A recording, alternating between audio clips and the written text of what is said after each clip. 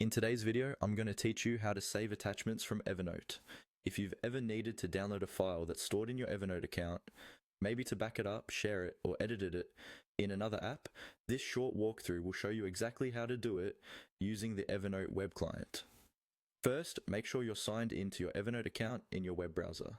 Once you're logged in, look toward the left-hand side of the screen for the navigation options. Here, you'll see different sections like Notes and Notebooks. What you want to find is the section called Files. Go ahead and click on Files. The Files section is where Evernote groups together all the attachments from your notes.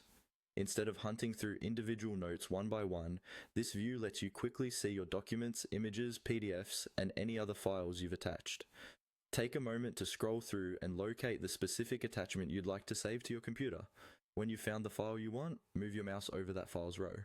On the right-hand side of that row, you should see an icon with 3 vertical dots. This is the Options or More Actions menu. Click on these 3 dots to open a small drop-down menu with several actions related to that file.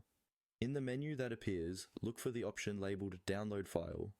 This is the command that tells Evernote to send a copy of that attachment from the cloud down to your device.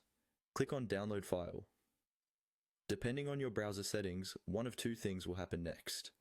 Either the file will start downloading automatically to your default downloads folder, or your browser will ask you where you'd like to save it. If you're prompted, choose a folder that's easy for you to find later, such as your desktop or a dedicated documents folder, then confirm the download. Once the download is complete, you can open the file directly from your computer, move it into other folders, attach it to emails, or upload it to other tools and services. The original file will still